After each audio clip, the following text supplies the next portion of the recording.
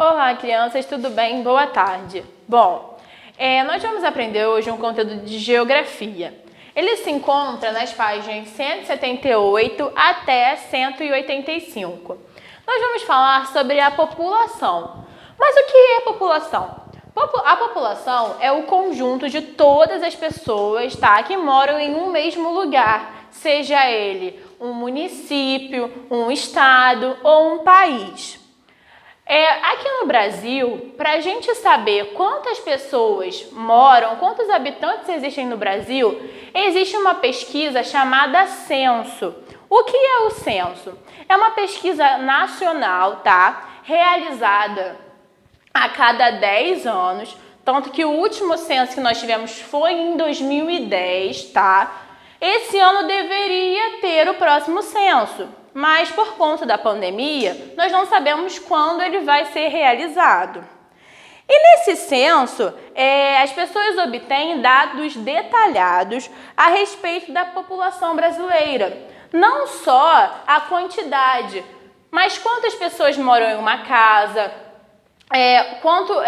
quantas pessoas têm nascido e têm morrido. Então, o censo são dados detalhados sobre a população brasileira no geral. Até também quantos filhos as famílias costumam ter. Tanto que antigamente, na época dos nossos avós, a população brasileira, os pais, as famílias costumavam ter 6 filhos, 5 filhos. E hoje, a nossa população tem crescido. Porém, as famílias têm costumado ter os 2 filhos. Eu, por exemplo, sou filha única. Então, o censo, ele traz todos esses dados bem detalhados. E o nome é Censo Demográfico, tá? E é realizado pelo IBGE. O que significa IBGE? É o Instituto Brasileiro de Geografia e Estatística. Como eu falei, o último censo aconteceu em 2010. E de acordo com esse censo, no Brasil, haviam 191 milhões de pessoas. Só que como o espaço de tempo do censo é de 10 anos, geralmente o IBGE, nesse espaço, faz algumas pesquisas. Não é realmente o censo. Eles fazem só algumas pesquisas para poder meio que saber se a população nesse período também continua crescendo. Então, essa última pesquisa feita pelo IBGE foi em 2018. E em 2018, nós aqui no Brasil tínhamos 209 milhões de habitantes. Ou seja, já cresceu. E isso em 2018. Provavelmente, se houver algum censo esse ano ou ano que vem, a nossa população já cresceu mais ainda. No mundo, atualmente, nós temos aproximadamente 7,6 bilhões de pessoas. Bilhões de pessoas, é muita gente. E nós temos aqui os países mais populosos do mundo. Que países são esses? Nós temos em primeiro lugar a China, tá? Em segundo lugar a Índia, em terceiro lugar os Estados Unidos, em quarto lugar a Indonésia. Aqui o Brasil, a gente encontra ele em quinto lugar dos países mais populosos do mundo. Em sexto, o Paquistão, em sétimo, a Nigéria, em oitavo, Bangladesh, em nono, a Rússia, e em décimo, o México. Agora, nós vamos falar dos movimentos migratórios. O que são os movimentos migratórios? As pessoas, elas se mudam, Elas saem de um lugar e vão morar no outro. E isso pode ocorrer dentro do próprio país, ou seja, a pessoa saindo de um estado e indo para outro.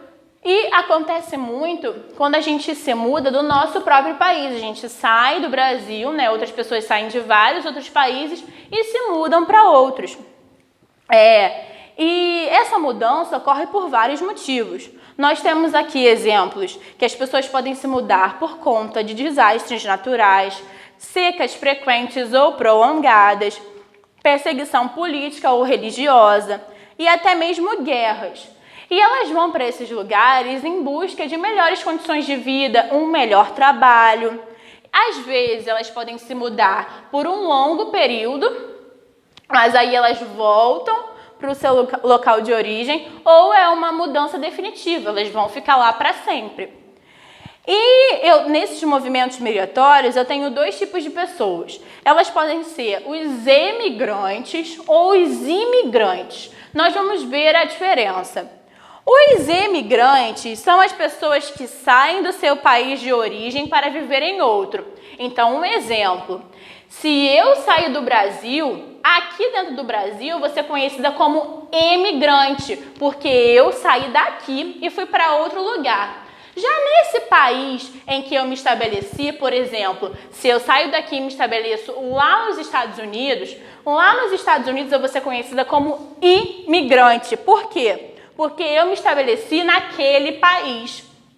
Então, não confundam.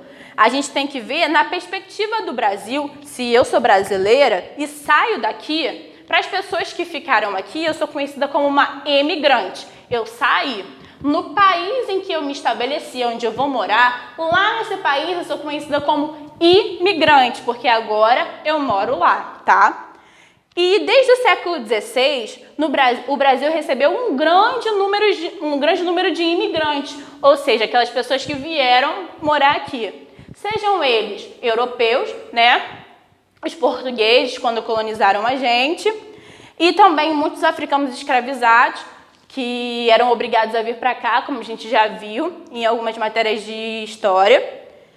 E eles vinham trabalhar nas lavouras de café, na mineração. Só que no século XIX e no início do século XX, o que aconteceu?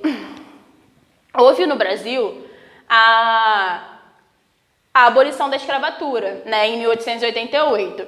Então, por conta disso, muitos escravos eles foram libertos e eles ficaram sem emprego. E o Brasil incentivou que os imigrantes viessem para cá para tomar o lugar desses ex-escravizados, que agora estavam livres. Por quê? Porque o governo ele não queria pagar salário para o escravo, para o ex-escravizado. Então ele queria uma outra mão de obra nova, que foram o quê? Os imigrantes. Então o Brasil ele começou a incentivar muitos imigrantes a vir para cá, no final do século XIX e no início do século XX.